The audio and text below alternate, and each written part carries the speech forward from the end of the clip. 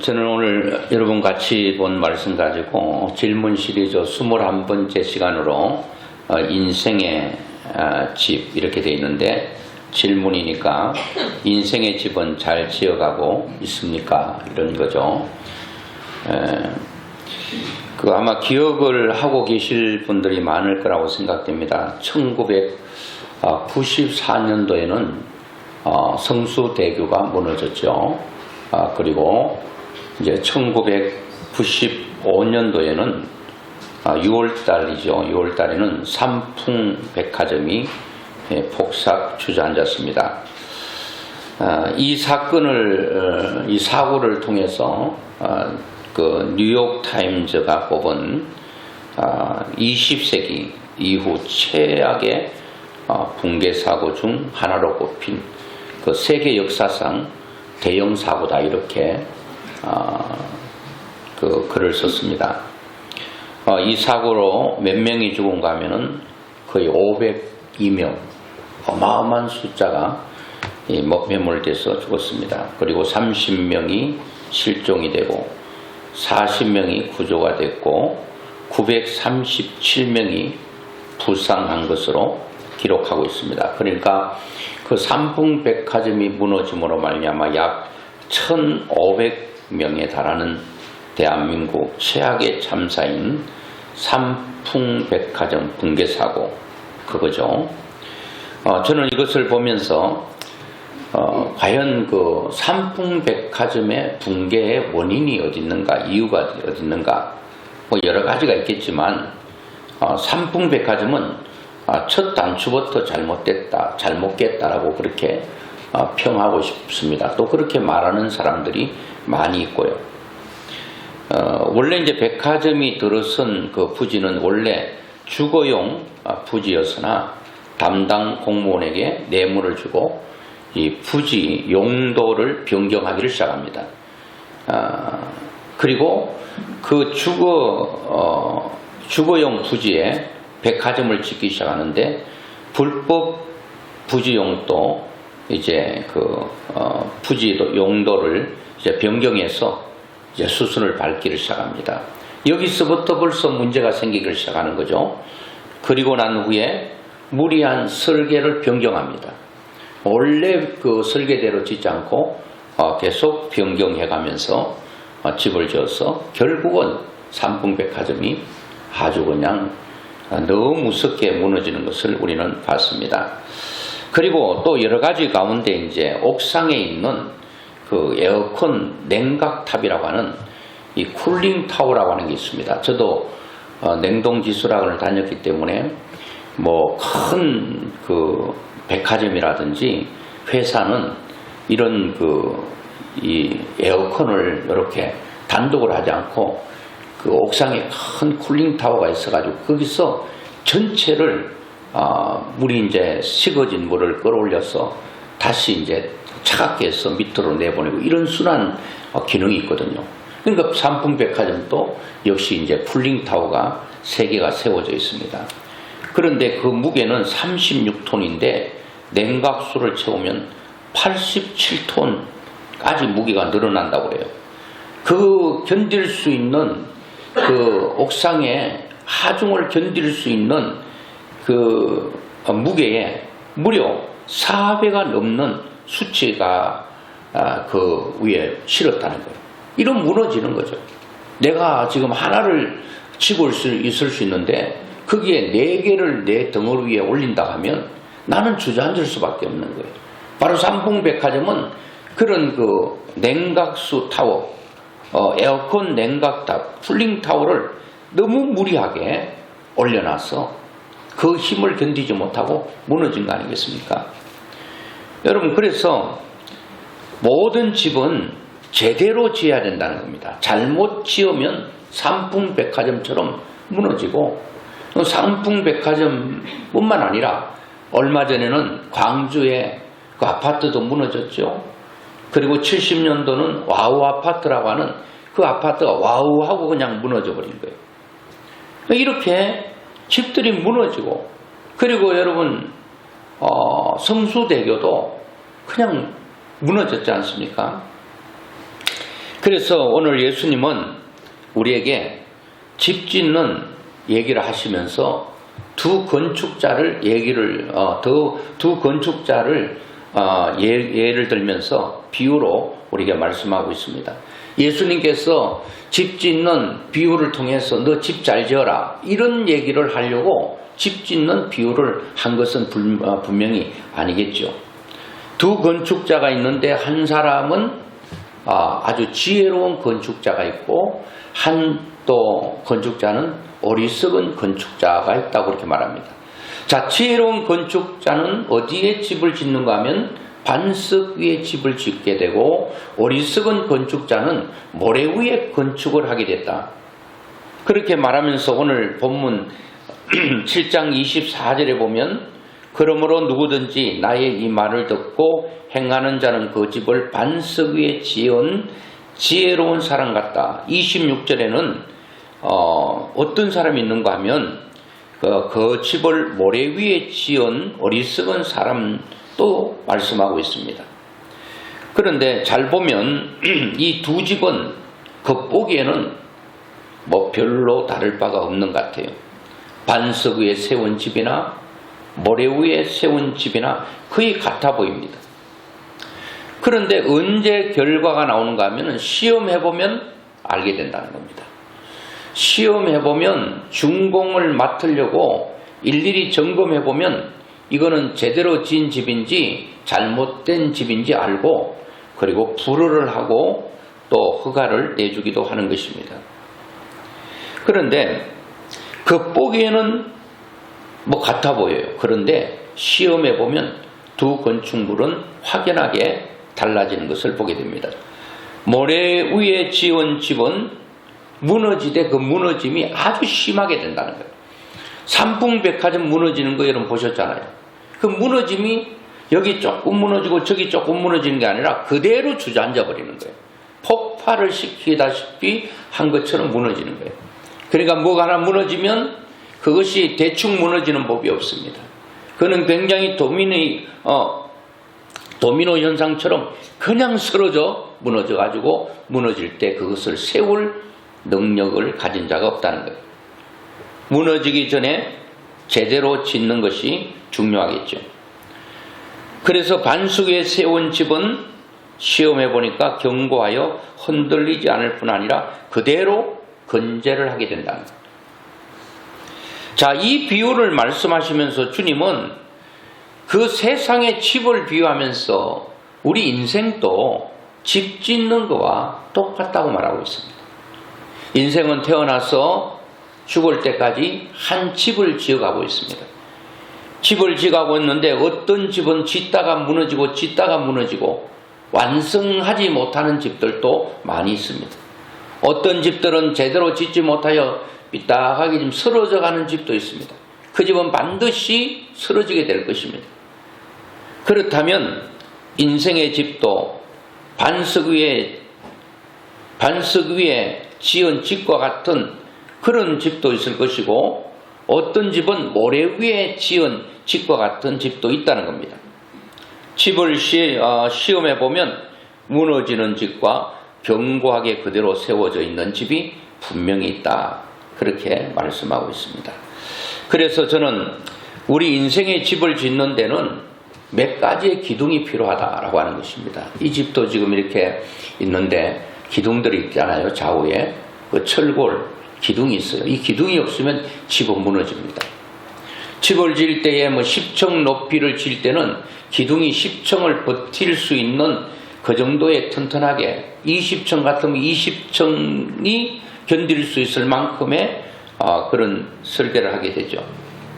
저는 앞으로 4가지 기둥 플러스 1 해서 5개의 기둥으로 인생의 집을 아름답게 한번 지어보자 라고 생각하면서 하나님의 말씀을 우리 생각해 보려고 합니다. 그런데 첫 번째 기둥은 뭐냐? 결국은 신앙입니다. 믿음의 집을 어떻게 지을 것인가 굉장히 중요합니다. 두 번째는 건강의 기둥입니다. 인생이 건강이 무너지면 다 무너지는 거 아니겠습니까? 그 다음에 살아가기 때문에 또 뭐가 필요한가 하면은 물질이 반드시 필요하죠. 나는 돈 없어도 된다. 그런 사람 없죠. 물론 돈을 강조하려고 하는 건 아닌데 물질, 그 다음에 시간을 어떻게 쓰느냐가 굉장히 중요할 것입니다. 거기에 하나 더 한다면 관계의 기둥입니다. 인간은 나 혼자 살 수 없기 때문에 사람과 관계를 맺고 사는데 어떻게 관계를 맺고 사는 것이 인생을 제대로 사는 것인가. 이 5가지를 오늘 다 말씀을 드릴 수가 없고 오늘은 한 가지를 말씀을 드리려고 합니다. 오늘은 어떤 기둥을 말씀드리려고 하는가 하면 신앙의 기둥을 제대로 한번 세워보겠다는 겁니다. 신앙의 기둥. 이 기둥이 잘못되면 안 됩니다. 그래서 오늘 본문에서 두 집의 차이는 외형으로 잘 알 수 없다고 그랬습니다. 보기에는 다 멋있어 보여요. 아름다워 보여요. 별 차이 없어 보여요. 그런데 어리석은 집과 지혜로운 집, 어리석은 사람은 모래 위에 집을 지었다. 그리고 지혜로운 사람은 반석 위에 집을 지었다. 그런데 한 집은 무너지고 한 집은 그대로 세워져 있었다. 자, 여러분 여기서 차이가 뭐의 차이입니까? 무너지는 집과 무너지지 않는 집의 차이가 뭘까요? 그것은 외형에 있지 않습니다. 바로 그 기초에 있습니다. 오늘 우리의 인생의 집을 잘 지으려면 기초부터 확인을 해야 된다는 겁니다. 기초가 시원찮아 버리면 이건 아무리 아름다운 집을 아무리 높이 지어도 어느 순간에는 그냥 무너지고 마는 것입니다. 어떤 사람들은 10년 전에 예수를 믿고 믿음의 집을 지어 올라가요. 그런데 기초가 시원찮아서 언젠가는 무너지는 집들이 있습니다. 언젠가는 신앙을 그만두고 하나님을 떠나가는 사람이 있습니다. 왜 그렇죠? 그것은 기초에 문제가 있다는 겁니다. 집이 무너지는 것은 외형이 아무리 아름다워도 거기에 문제가 있는 게 아닌 것입니다. 바로 기초에 문제가 있는 것입니다. 이스라엘 백성들은 또 광야 같은 데는 이게 반석인지 모래 위인지 확인이 안 하면 잘 알 수가 없어요. 그냥 바람이 불어와가지고 그냥 산더미처럼 모래가 쌓이기도 하고 그게 순식간에 바람으로 밀려가서 반석처럼 이 바닥에 바위가 보이기도 하는 것입니다. 또 물이 범람해가지고 여러분 그 반석 위에 돌 위에 여러분 모래가 쌓여가지고 그 위에 여기는 반석이었는데 정확하게 확인하지 않고 모래 위에 그냥 집을 지었는데 그것이 모래 위에 집이 돼가지고 그냥 비가 내리고 장수가 나고 바람이 불 때에 그것이 집이 그냥 없어져 버리는 것입니다. 그래서 집에는 반드시 이 가장 중요한 것이 기초입니다. 기초가 틀어지면 안 되는 것입니다. 우리는 내가 지금 어디에 집을 짓고 있는가 그거를 분명히 알아야 된다는 겁니다. 기초가 굉장히 중요하죠. 근데 모래 위에 집을 짓는 사람은 또 어떻게 보면 굉장히 좀 편하게 쉽게 지어보려고 하는 것도 있습니다. 여러분 반석은 돌은 어디 있습니까? 거의 뭐 산 위에 돌이 있는데 이거를 집을 지으려고 뭐 자재를 만약에 산으로 치고 올라간다고 생각해 보세요. 들고 올라간다고 생각해 보세요. 반석은 좋은데 집 짓기가 쉽지가 않아요.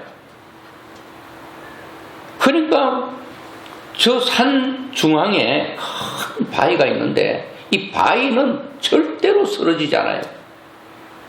완전 견고한 반석이기 때문에 거기에 집을 짓기 위해서 모든 자재를 지고 들고 올라갔는데 거기 집을 지었어요. 시간도 많이 걸리고 힘도 많이 들어요. 그런데 기가 막힌 것은 바람이 불든 뭐 비가 내리든 뭐 장수가 나든 전혀 문제가 없는 집들도 있다는 거예요. 사람들이 어떻게 하면 인생의 집을 쉽고 빠르게 좀 멋있게 지어볼까 많은 사람들이 생각을 하죠. 그러나 집은 쉽게 대충 지어지지 않습니다. 지을 수는 있죠. 그러나 반드시 빨리, 우리나라 사람들이 빨리빨리 하잖아요. 외국 사람요 이 말은 알아요. 빨리 이거 얘기해요. 빨리가 엄청난 일들을 해낸 것은 사실입니다. 그러나 빨리 함으로 말미암아 부작용도 얼마나 많이 일어났는지 모릅니다. 아무리 빨리 아름답게 지어도 무너지면 무슨 소용이 있겠습니까? 우리의 신앙의 집을 잘 지으려면 기초를 튼튼하게 해야 됩니다. 반석 위인지 체크를 분명히 해야 됩니다. 여기 모래 위인지 아니면 반석 위인지를 확인하고 그리고 집을 짓기를 시작해야 됩니다. 좀 늦어도 괜찮아요. 좀 힘들어도 괜찮아요. 제대로 지어야 된다 이거죠.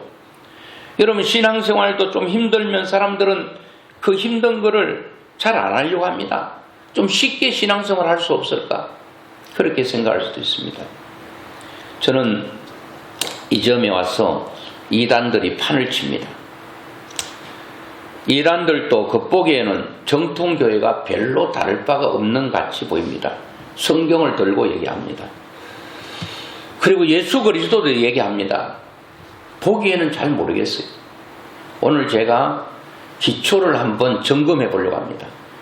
이단과 정통교회의 차이가 뭔가? 이단들의 특징이 뭔가?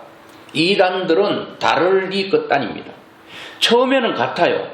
성경을 얘기하고 하나님을 얘기하고 예수님을 얘기하는 게 분명합니다. 그런데 자꾸 가다가 보면 마지막에는 점점 틀어집니다. 꼬부라집니다. 다르기 때문입니다. 끝이 다르다는 겁니다. 그래서 끝이 좋아야 되는 것입니다.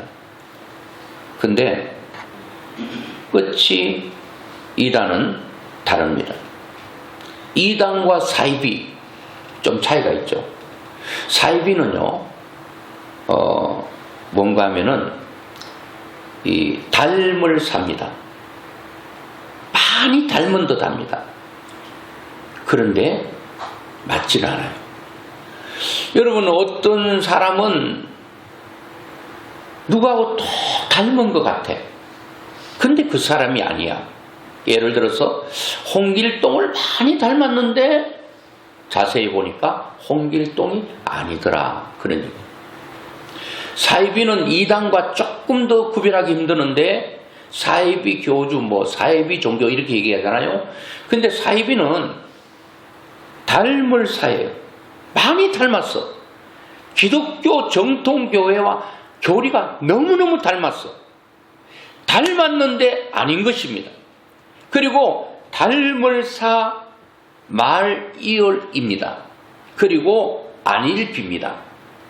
많이 닮았는데 아니다. 많이 닮았다고 설명은 계속하는데 마지막은 아니다. 그게 사이비입니다. 사이비의 특징 가운데 겉보기에는 비슷한 듯하지만 근본적으로 아주 다른 것. 이게 이단입니다. 기독교의 이단이라고 하는 것은 기독교 이단들이 지금 얼마나 내놓고 판을 치는지 모릅니다. 기독교의 이단들, 우리가 뿌리가 이상 있게 잘못 신앙을 쌓으려면 반드시 무너지고 결국은 끝은 멸망하고 마는 것입니다. 그렇기 때문에 내가 신앙하고 있는 것이 제대로 믿음의 집, 기둥을 제대로 세우고 있는가 보려면 이단의 특징 가운데 하나는 성경, 하나님의 말씀을 고택이나 빼는 것입니다. 하나님의 성경의 권위를 부정하거나 자기 멋대로 해석하고 자기 유리한 쪽으로 성경을 풀어나가는 것. 이게 바로 이단입니다. 잘 몰라요. 사이비도 비슷한데 잘 몰라. 근데 아주 교묘하게 성경을 해석하고 자기가 유리한 쪽으로 더하기도 하고 빼기도 하고 성경은 분명히 1.1획이라도 더하거나 빼지 말라고 그랬거든요. 그 이 1.1획이라고 하는 것은 우리 한글을 가지고 말하는 게 아니라 원래 성경의 원어가 히브리어로 되어 있는데 히브리어는 점 하나 딱 찍고 빼고가 엄청난 차이가 있기 때문에 그 1점, 1획 이거를 말하는 거거든요. 완전히 말이 바뀌어진단 말이에요. 그래서 이단들은 성경을 가지고 잘 봐야 됩니다. 자세히 보면 드러나요. 진짜와 가짜는 반드시 드러나고 밝혀질 때가 있거든요. 아무리 소리쳐도 가짜는 가짜로 표시나는 거예요. 여러분, 번쩍인다고 다 금은 아니다 그런 말도 있잖아요. 버쩍버쩍 한다고 다 금은 아닌 거예요. 오히려 더 가짜가 더 빛을 발할 수가 있다는 거예요. 거기 넘어가는 거죠. 두 번째, 이단의 특징 가운데 보면 이 성경을 보면서 자기의 개인적 사상이나 이념을 전파할 수가 있다는 겁니다. 자꾸 성경을 가지고 자기가 신격화하는 거죠. 그리고 교주들의 특징이 뭐예요? 그러니까 뭔가 사람들이 인정하고 하면요, 그 교회 이단자들이, 그 교주들이요, 자기를 자꾸 대단한 존재로 자꾸 부각시킵니다. 제가 누굴 딱딱 찍어서 얘기하지 않지만 어떠한 개인을 자꾸 부각시켜요. 그 한 개인을 탁월하다, 우월하다 아주 신비하게 계속 홍보합니다. 호황된 말로 사람을 현혹하거나 협박하기도 합니다. 거짓 예언을 함부로 하고 스스로 내가 대단한 존재처럼 자꾸 이렇게 미화시킵니다. 그리고 자꾸 얘기를 듣다 보면 사람들도 세뇌가 됩니다. 가스라이팅이라고 그러잖아요. 세뇌. 계속 틀린 것도 맞다. 야, 대단하면 진짜 대단하지 않는 게 대단하게 보이는 것입니다. 이게 세뇌거든요. 이단들의 특징이 바로 그렇습니다. 여러분, 사람 개인을 너무 높이는 것 조심해야 됩니다. 기독교 정통교회 가운데서도 어떠한 한 사람을 너무 부각시키는 것 조심해야 됩니다. 물론 한 개인의 목회자를 존경하고 그분의 권위를 세우는 것은 문제가 안 됩니다. 내가 섬기고 있는 목회자가 존경스러워야 그 입에서 나오는 말씀이 나에게 은혜되는 건 사실입니다. 그런데 우리 목사님 아니면 안 돼요. 마치 우리 목사님이 모든 목회자보다도 가장 뛰어나고 가장 우월한 분이야. 굉장히 위험한 거죠. 오직 교회는, 오직 영광은 하나님께만 돌려드려야 되고 하나님만 높임을 받아야 되는 것입니다. 아무리 설교자가 대단한 설교를 한다 할지라도 그 설교를 통해서 하나님이 높여지지 않고 자기가 하나님 자리에 올라간다든가 그 자리를 점하려고 하면 그거는 굉장히 위험한 것입니다. 그래서 아무리 사람들이 얘기한다 하더라도 자기를 끌어내리는 겸손함이 없으면 함께 망하고 마는 거죠. 뭐 이렇게 인정받는 것, 그건 나쁜 거 아니죠. 저도 인정받는 걸 좋아하지 뭐 아이고 그 사람 참 엉망이야, 그거 뭐 좋아할 사람 어디 있겠어요. 근데 위험하다. 개인이 내가 말이야 기도하면 죽은 자도 살아, 병든 자가 다 일어나, 계속 얘기하다 보면 야, 진짜 우리 목사님만 사람 살릴 수 있고, 우리 목사님만 암병을 고칠 수 있고, 우리 목사님만 하다가 이게 교주가 되는 거예요. 뭐 교주가 뭐 달리 되는 게 아니에요. 뭐 전도관, 박태선, 장로 이런 사람이 처음부터 잘못된 게 아니에요. 진짜 하나님의 능력이 있었어요. 많은 병자를 고치고요, 수많은 일들을 행했습니다. 그런데 한순간 교만이 자기 마음에 자리 잡고, 교만이 딱 올라가니까 하나님께서 능력이 다 멈췄습니다. 멈추니까 사람이 인정하지 않으니까 인위적으로 빛을 비춰서 마치 하나님께서 빛을 비추는 것처럼 연기를 하고 그렇게 속여가는, 자, 여러분, 제가 말씀드린 것처럼 기초를 확인해야 됩니다. 내 신앙은 어디에서 지금 신앙이 세워져 가고 있는가? 말씀의 반석 위에 세워져 가고 있는가? 그리고 또 어떤 사람을 이렇게 너무 성경을 자기 인연과 자기 사상, 자기의 탁월함과 우울함을 자꾸 드러내는 것 굉장히 위험합니다. 교만에 빠져서 과대 망상적 환자가 되거나 영웅주의 또는 인기주의에 섭취되면 바로 이단이 되는 것입니다. 여러분, 지금 이단들, 개인들 이름 이렇게 두드러지는 사람 여러분 생각하면, 제가 이게 유튜브로 나가기 때문에 누구 딱딱 찍을 수 있지만 여러분도 아실 거예요. 이 이단들이요, 이렇게 설교를 자기를 지칭해서 하면요, 테러를 한다니까요. 제가 아는 분이 수원역에서 노방전도를 합니다. 이단들을 막 거론하면요, 와가지고 협박하고요, 얼마나 무섭게 달라드는지 몰라요. 제가 무서워서 그런 게 아니라 그런 것들을 여러분 아실 거예요. 이단들의 특징은 배타적인 형태를 보입니다. 자기들만 구원이 있다고 말합니다. 자기가 믿는 교주만, 크기만 바로 구원이 있다고 말합니다. 그런 것들이 많이 있죠.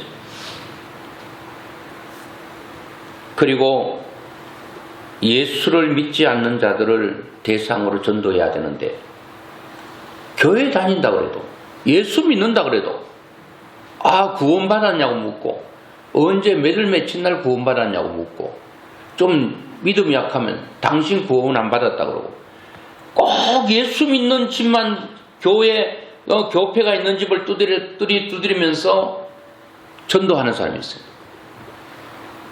그 당신이 다니는 그 교회는 제대로 된 교회가 아니야. 이렇게 하면서 믿는 사람들을 전도 대상자로 삼는, 그것이 바로 이단인 것입니다. 예수 안 믿는 사람들을 전도해야 되는데 예수 믿는 사람은 왜 전도합니까? 양을 훔쳐가는 이리떼라고 성경은 말하고 있거든요. 양의 탈을 쓰고 양들을 잡아먹는 이리 같은 이런 이단들이 있다는 거예요. 아주 우리가 점검을 해봐야 되는 거죠. 그 이단들의 특징은 비상식적인 행동을 하는 경우가 많이 있죠. 예를 들어서 주님 곧 오신다. 저는 1992년도 이장님이라고 하는 사람이 주님께서 10월 28일 온다. 다 집 팔고 논 팔고 밥 팔아서 다 가져오라. 그거 다 가져와서 어떻게 했나요? 자기도 팔고 어려운 사람 나눠주고 불우한 사람 돕고 해야 되잖아요. 다 자기 발밑에. 그러니까 세상 교주들은 엄청난 재산들이 있습니다. 임박한 종말을 말하면서 주님 곧 오시는데 우리가 무슨 돈이 필요한가? 다 어디 갖다 놔요? 자기 발밑에. 이런 이단들은 아주 비상식적인 행동을 합니다. 세상의 종말을 말하면서 집단 자살을 행하거나 그리고 엄청난 일들을 하는 것을 보게 됩니다. 다 가져오라는. 처음에는 별로 강조하지 않다가 후에는 강요해요. 가져오라고. 그리고 이게 참 문제인데, 이단들은 적그리스도가 나온다고 그랬잖아요. 그러니까 예수를 부인합니다. 쉽게 말하면 성경을 부인하고 예수 그리스도를 부인합니다. 우리나라에 살아있는 예수가 수십 명이라고 그런다고 그러잖아요.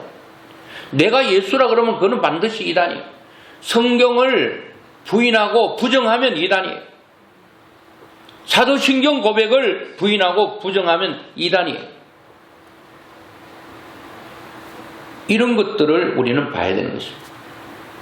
그리고 조금 전에 말씀드린 것과 조금 유사하기도 하는데, 특별히 한쪽에 치우칩니다.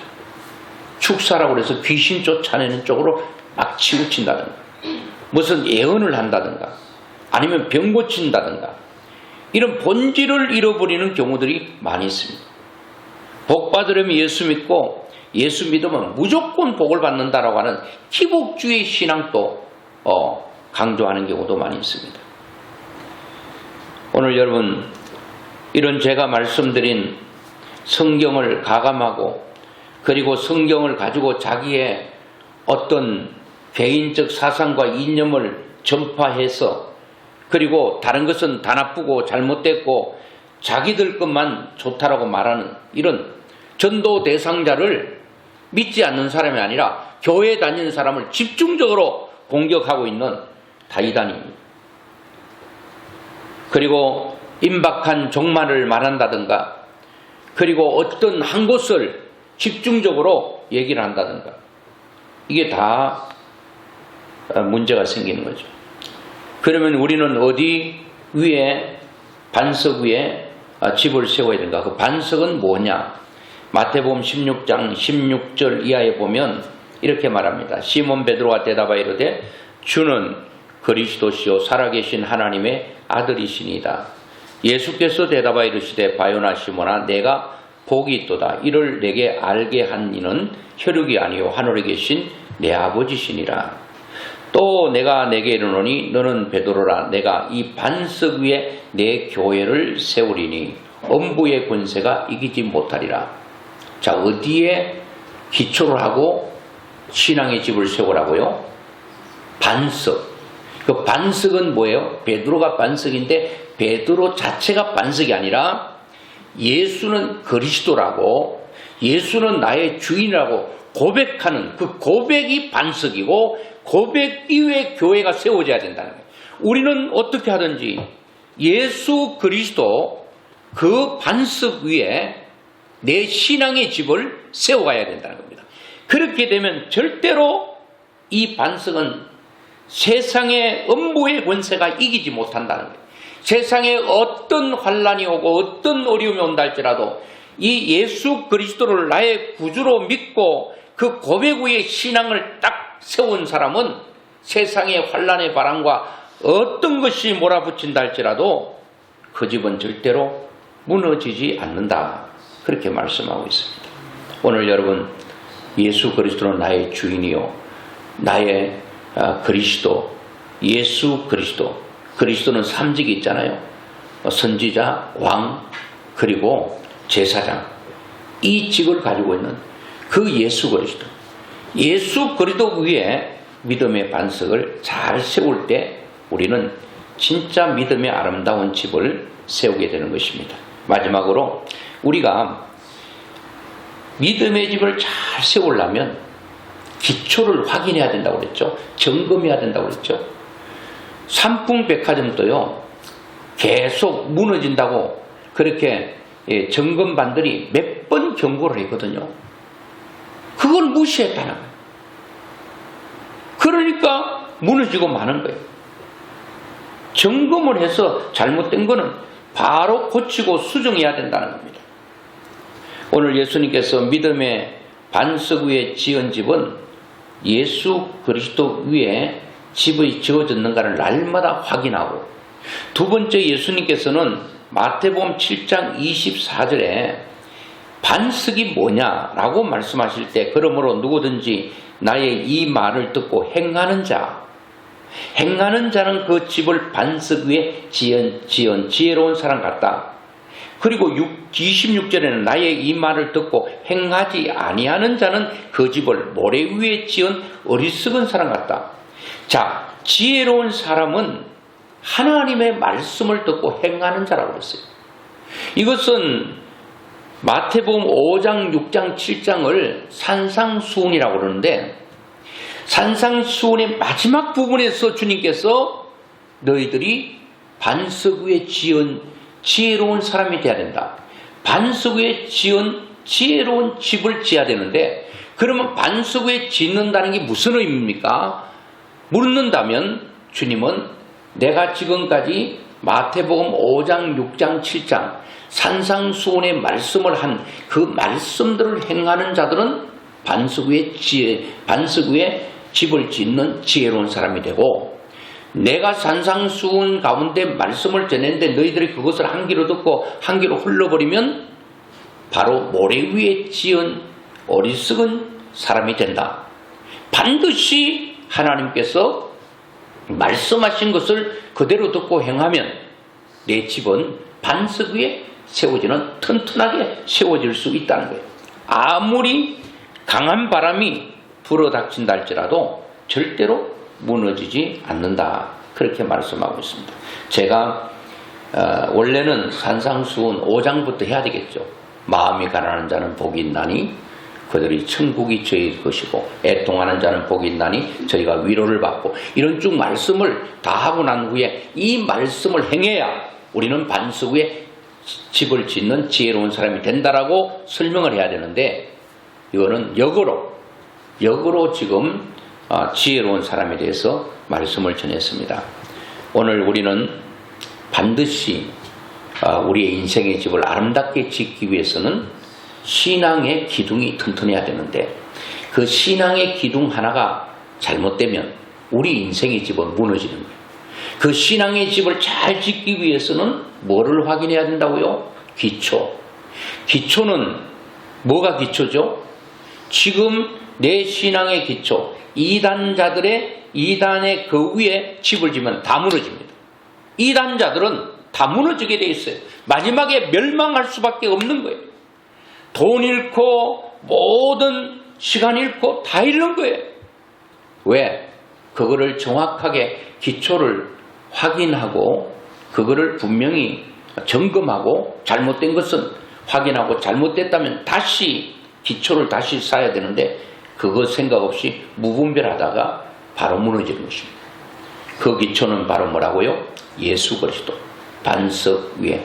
그 반석은 뭐라고요? 다른 말로 하면 하나님께서 산상수훈에게 말씀하신 그 말씀을 그대로 이행하는 자가 반석 위에 지은 지혜로운 사람이 된다. 이런 집은 절대로 무너지지 않는다. 여러분의 신앙을 잘 믿음 안에서 세워서 어떤 어려움이 온다 할지라도 절대로 무너지지 않는 아주 튼튼한 신앙의 집을 지어서 하나님께 영광 돌리는 귀한 축복이 있기를 주의 이름으로 축원합니다.